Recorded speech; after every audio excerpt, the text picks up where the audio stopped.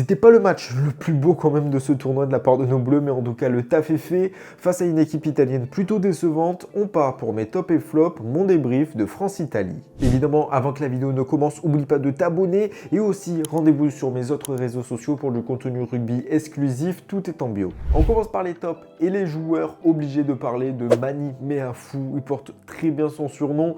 Le mammouth a impacté toute la rencontre, les Italiens. C'est 13 courses sur 80 minutes, je ne sais pas si on se rend compte, quand même 13 courses de la part d'un joueur qui a ce gabarit, c'est tout à fait énorme. Avec ses 13 ballons, ça fait de lui le deuxième plus gros porteur de l'équipe de France sur cette rencontre, le troisième du match si on compte les Italiens, mais c'est surtout 3 défenseurs battus, 30 mètres gagnés. Mais Meafou, ce n'est pas que avancer, concasser, écraser, c'est aussi plaquer avec un 10 sur 10 au plaquage. Et en plus de ça, un petit essai en prime, son premier essai international, tout ça en 80 minutes. Je ne pensais pas qu'il allait les faire, qu'il allait jusqu'au bout de la rencontre. En tout cas, même si au début j'avais des doutes, j'aurais peut-être préféré un Guillard à sa place. Eh bien, il m'a prouvé le contraire, il m'a donné tort et tant mieux. J'en suis heureux de voir que sur le terrain, il est ce joueur qu'on attendait de lui, cet impact player, ce joueur qui va mettre dans l'avancée. C'était le match de référence aussi qu'il avait besoin en équipe de France. Donc finalement, bravo à lui. Et tout simplement, on espère voir d'autres performances de sa part, de la part du Toulousain. Après quand même, il y avait de la logique à sa titularisation. Face à un pack italien très performant, il fallait finalement une poutre derrière notre pilier droit, donc Dorian Aldegheri, ou après, durant la partie, ça a été Colombe. Donc on avait besoin de beaucoup plus de puissance, d'avoir une véritable poutre, comme je le disais dans ce paquet d'avant. Et aussi, c'est parce que Guillard, en sortie de blanc, c'est beaucoup plus dynamique, beaucoup plus explosif. Ça apporte un peu plus, on va dire, un côté feu follet pour un avant que par rapport à Mani Meafou. Donc voilà, et en plus, la polyvalence 5-8 de la part du Lyonnais aussi, un atout dans sa manche quand on a besoin de faire du changement. Mais voilà, donc Meafou a sorti quand même un match XXL. Autre top de cette rencontre, Antoine Dupont, même s'il n'y a pas eu d'essai de la part du capitaine, ça a été un très très gros match de sa part. Alors il avait été beaucoup plus sobre quand même sur les précédents matchs. Sur celui-là, on l'a vu plus à l'œuvre, que ce soit offensivement et défensivement. Il a réussi quand même à sortir parfois l'équipe de France un peu du pétrin, à apporter de la sérénité quand les Italiens voulaient mettre un peu un coup de gaz. Il arrivait, que ce soit défensivement, avec ses 7 plaquages, notamment un gros plaquage sur son vis-à-vis, mais c'est aussi tous ces box kicks, tous ces dégagements derrière les rucks qui ont fait énormément de bien, prendre énormément d'air, aller directement en touche ou directement dans le centre du terrain. Ça a été un match très important, un match patron de la part d'Antoine Dupont, et c'est aussi que parfois il arrive toujours sur des petits ballons, on se dit mais là il va juste se faire attraper, il va juste se faire plaquer, on va faire un temps de jeu, à mettre de l'avancée, à éliminer des défenseurs. C'est je crois 5 défenseurs battus, un franchissement, 27 mètres parcourus, une passe décisive aussi pour Louis Bielbiarré dès le début du match. Donc voilà, finalement un très très beau match. Ça fait du bien, surtout un mois et demi après son retour de blessure. On savait qu'il était capable de faire ses grandes perfs. Il a montré à Toulouse et on voulait le voir un peu plus décisif avec cette équipe de France. Et il a montré cette fois-ci offensivement et défensivement. Mention honorable, il peut y en avoir beaucoup quand même, mais j'aimerais mettre la paire de centres, Broboiry et Emilien Gaëton. Première mi-temps quand même compliquée pour Gaëton, mais il a réussi à bien se reprendre. Évidemment, Julien Marchand, Thibaut Flamand, qui ont été exceptionnels. Qui d'autre? Jelonche, qui a été meilleur que ses 2 premiers matchs avec l'équipe de France. On peut penser également à une belle première pour Gaël Dréan. Moi, ça me fait plaisir. J'avais envie de le voir quand même sous la tunique bleue et il a montré quand même ses qualités, que ça soit défensivement avec de beaux plaquages, un beau tampon sur Yoanné, et aussi offensivement. Bon voilà, il a voulu parfois être, c'est sûr, un peu gourmand, mais c'est normal en tant qu'ailier quand c'est ta première sélection. En plus en France, tu as envie de te montrer. Et après, dommage aussi que Gros sorte assez tôt avec cette gêne au mollet, parce qu'il commençait à faire un très très très bon match, je trouve, le pilier gauche toulonnais, avec 6 plaquages en 35 minutes. Une bonne mêlée aussi, il tenait très bien en mêlée, il les avait même pénalisés. Donc voilà, dommage quand même pour Jean-Baptiste Gros. Et on va parler aussi collectivement. Alors, On va dire que quand même le job est fait. Par rapport au premier match, il y a un peu moins de choses à dire.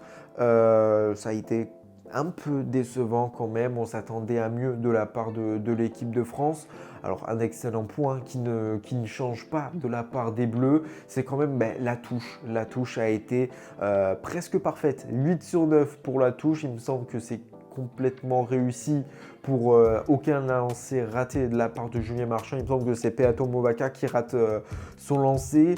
On peut aussi parler de la défense parce que finalement, c'est que 8 points encaissés, un essai, 87% de réussite au plaquage.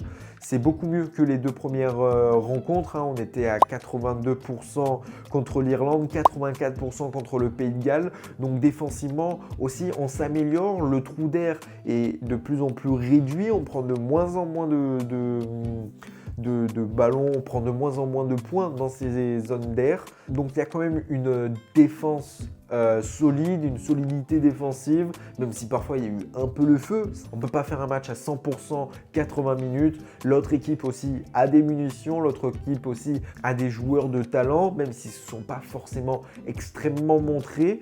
Mais quand même, il faut leur donner du crédit à ces joueurs italiens qui montrent de plus en plus de belles choses, même si sur ce match-là, ça a été quand même assez décevant. J'ai pas envie de dire qu'ils ont été mauvais parce que c'est pas non plus le cas, mais personnellement, ces Italiens m'ont un peu déçu, surtout quand on voit ce qu'ils ont produit face à l'Écosse ou encore face à l'Irlande.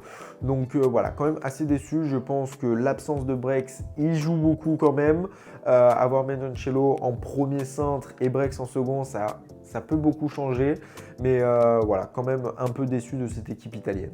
Aussi bon point, ça a été les changements, contrairement aux deux premiers matchs encore. Là, les remplaçants ont fait du bien, beaucoup plus de punch, beaucoup plus de peps, beaucoup plus de dynamisme, beaucoup plus d'explosivité de la part des remplaçants. Alors peut-être parce que ce sont des profils différents, des profils un peu moins lourds, plus athlétiques. Olivon a été de partout, 7 plaquages en une trentaine de minutes il me semble. Nouchi aussi très très bon. Colombe, j'aimerais en voir plus quand même de la part du pilier droit toulousain. J'aimerais en voir plus parce qu'il y a quand même des choses intéressantes de sa part. Guillard, Barassi, Serein, bon ils n'avaient pas grand chose à se mettre sur la dent mais ça a été assez propre. Et Necci, bon, une entrée quand même assez prématurée. Fallait se mettre dans le bain. Ça a été pas trop ça quand même en mêlée. Il a été pas mal pénalisé. Mais voilà, donc quand même une bonne rentrée. Le banc a beaucoup plus impacté que face au Pays de Galles et face à l'Irlande. Mes tops sont terminés, on peut passer directement à mes flops. On débute pour moi quand même avec Thomas Ramos qui a été sur le courant alternatif. Il a alterné donc entre le bon et le moins bon, que ça soit avec des passes, sa passe interceptée, une tentative de 50-22 échouée directement en touche, même s'il se rattrape juste derrière en faisant un magnifique 50-22, encore plus beau que celui qui voulait essayer juste avant. C'est aussi en fait ce laisser casquette de Capuzzo, voilà, il a voulu refaire cette petite claquette et pour moi il a vraiment envoyé Atisogbe à la mort. Voilà, alors le geste est plein de classe, c'est sûr, mais derrière, il a vraiment, Atisogbe a pris la foudre derrière, il y avait Menoncello, il y avait, je sais plus, du coup Capuzzo, il y avait 2-3 Italiens qui sont arrivés, c'était un peu compliqué. Défensivement, 5 plaquages seulement, un raté. C'est pas forcément, c'est sûr, il n'y en a qu'un seul de raté, mais c'est que 5 plaquages quand on voit que Mathieu Jalibert, c'est sûr, c'est différent. Ramos n'est pas un 10 de métier, c'est plus un 15, mais Mathieu Jalibert avait fait sur le premier match 11 plaquages, donc voilà, c'était un peu plus défense, un peu plus compliqué pour Thomas Ramos, surtout un plaquage raté. Menoncello, il rate sur une combinaison, ça met le feu derrière. Donc ça aurait pu être très dangereux d'ailleurs sur ce temps de jeu-là. Heureusement, on a bien réussi à récupérer le ballon derrière. Mais après, voilà, il y a quand même du monde dans sa copie, avec 4 défenseurs battus, un essai, une transversale pour Dréan. Donc voilà, je le trouve quand même plus intéressant en 15, il a plus de recul, donc c'est logique, il peut mieux analyser les situations, mais ça on va quand même parler un peu après sur mes flops collectifs. Autre joueur qui avait fait quand même un bon début de match, moi je trouvais, j'étais content de son début, c'est Dorian Aldeguerri, Doudou. Il a fait, je trouve quand même un bon début de match, mais il a sombré petit à petit. parce que finalement ça commence à devenir de plus en plus dur pour lui, hein. Plus le temps passe, plus c'est compliqué. Alors même si en mêlée, il a quand même bien tenu, parce que vu ce que le pack italien a fait à Furlong ou encore aux Écossais, on avait quand même prévu le pire pour cette mêlée française. Mais voilà, après il a été souvent au soutien dans les rucks, une seule course seulement. Il a fait seulement une seule course, mais il a été souvent dans les rucks, et ça, ce sont des petites tâches quand même qui fatiguent. Et derrière, quand il y a de la fatigue, bien sûr, on fait des fautes, donc pénalisé en mêlée, il a râlé, on s'est pris 10 mètres. Donc voilà, après, c'est même lui qui a demandé le changement parce qu'il était cuit. Donc voilà, je suis un peu pas triste, mais voilà, il avait fait un bon début de match. Je pensais qu'il allait faire ses 40 minutes, ses 50 minutes bien, et au final ça a été encore un peu plus compliqué pour lui. Donc vraiment, ce poste de pilier droit, il va falloir trouver un remplaçant qui puisse tenir beaucoup plus, avec beaucoup plus de mobilité. Georges-Henri Colombe est quand même le successeur, si on parle physiquement, de Winnie Antonio, en espérant que quand même il va réussir à se développer de plus en plus.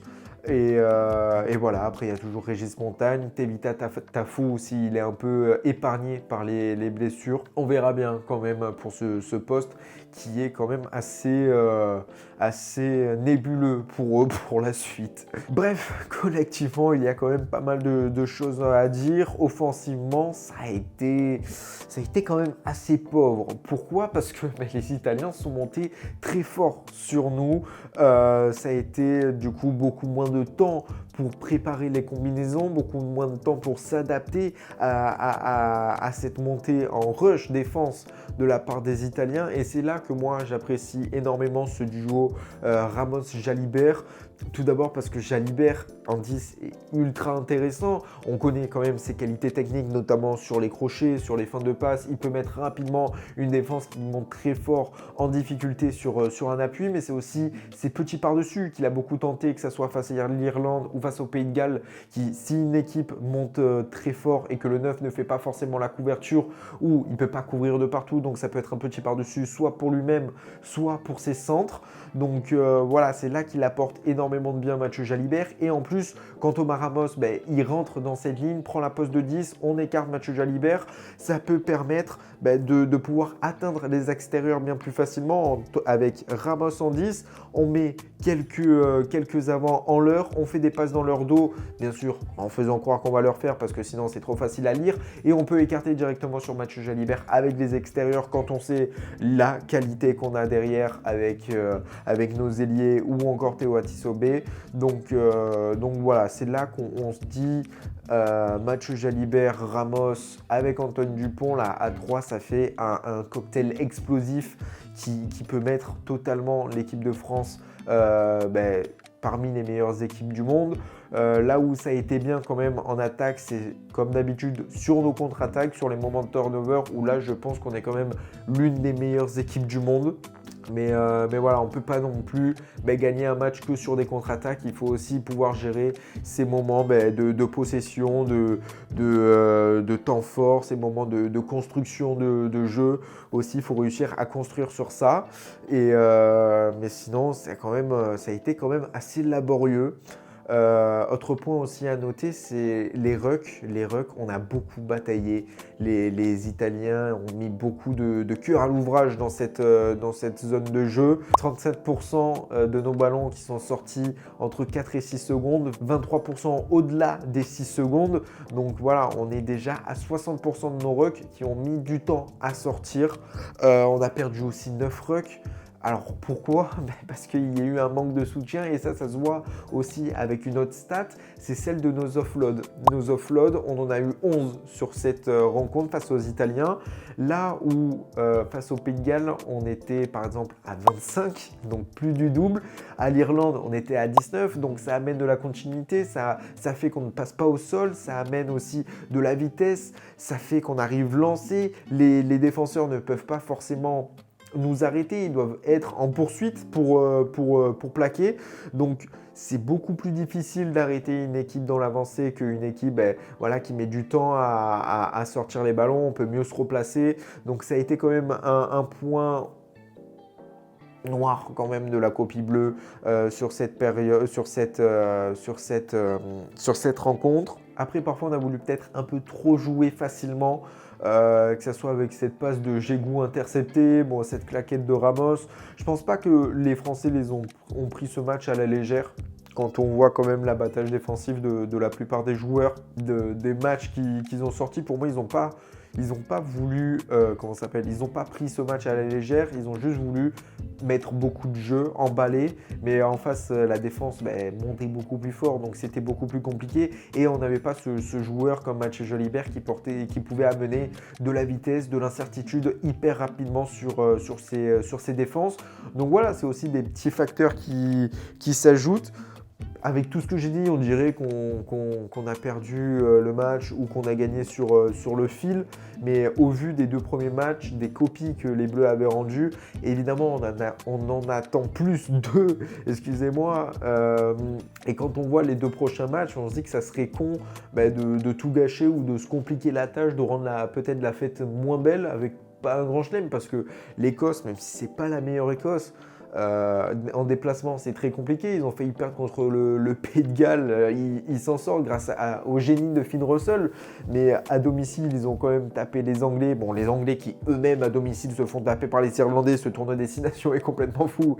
Me demandez pas pourquoi. Mais voilà, c'est quand même assez compliqué. Donc, il faut aller gagner ce match en Écosse. Ça va pas être une partie de plaisir. On sait que Murrayfield, c'est l'antre absolu de ces Écossais, que là-bas c'est très compliqué, il y a un gros public, et pendant longtemps ça a été quand même, l'Écosse ça a été la bête noire de Fabien Galtier, de ce groupe France. Donc on espère quand même que les pendules vont être remises à l'heure, même si elles n'étaient pas beaucoup décalées. Il n'y a pas eu un gros décalage horaire non plus, on va pas se le cacher. Mais voilà, on espère quand même faire un meilleur match, même s'il n'a pas été catastrophique. C'est sûr, je ne suis pas alarmiste ou quoi, mais c'est juste on en attendait plus. Mais ça reste quand même un score large, 33-8, seulement un essai pris, une pénalité concédée, 6 essais inscrits. Donc voilà, je pense avoir fait le tour, que ça soit des bons points et des mauvais points. Donc évidemment, vous, dites-moi en commentaire votre ressenti. Moi, je vous donne rendez-vous sur tous mes réseaux, TikTok, Instagram, bientôt Twitch, Twitter également pour du contenu rugby tous les jours exclusif. Et allez-y, c'est cool, il y a des bons trucs, voilà, c'est plutôt cool en détente. Et après, évidemment, je vous dis à une prochaine vidéo. N'oubliez pas de vous abonner, de liker, de commenter, de partager. Et voilà, à une prochaine, c'est tout.